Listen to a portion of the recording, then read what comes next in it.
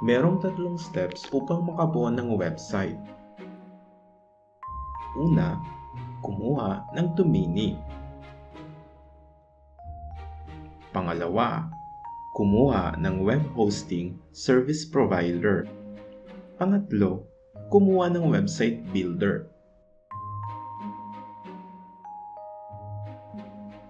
Balikan natin ang unang steps. Ang domain name, pwede ring tawaging domain, ay ang technical na tawag sa pangalan ng website. Halimbawa ng mga domain names ay google.com, youtube.com, definitego.com. Saan pwedeng kumuha ng domain name? Binibili ang domain name sa mga domain registrar. Ang domain registrar ang tawag sa mga kumpanyang nagbebenta ng mga domain names.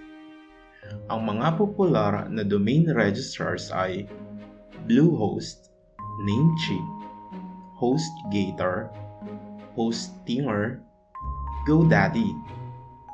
At ang kasalukuyang gamit sa aking website ay site Rubix.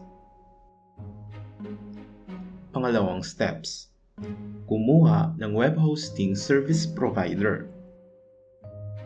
Ang web hosting service providers ang mga kumpanya namang may kakayahan upang maging online ang ating mga website.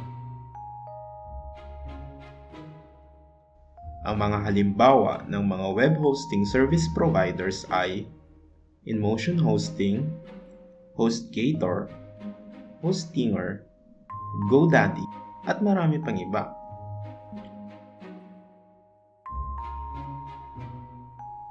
Kung mapapansin ninyo, halos karamihan ng mga kumpanyang nagbibigay ng mga web hosting services ay nagbebenta rin ng mga domain name.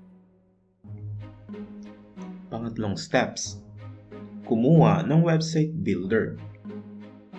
Ang content o magiging laman ng isang website tulad ng blogs, articles, images, o videos ay gagawin sa isang website builder.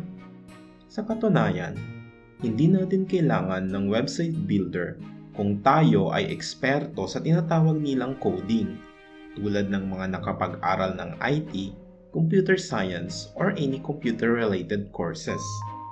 Bagamat wala man tayong kaalaman sa coding, madali pa rin ang paggawa ng website sapagkat meron tayong mga website builders. Ang website builder ay isang tools kung saan tayo maglalagay ng content para lang itong Microsoft Word. Ang pinakapopular na website builder sa ngayon ay ang WordPress. Let's review. Tatlong steps upang makabuo ng website. Number 1, kumuha ng domain name. Number 2, kumuha ng web hosting service provider. Number 3, kumuha ng website builder. Abangan sa susunod. Magkano ba ang gastos sa paggawa ng website? Kung gusto nyo mag-advance sa paggawa ng website, bisitahin lang po ang website ko na definitego.com. Ang link ay nasa description sa ibaba. Maraming salamat.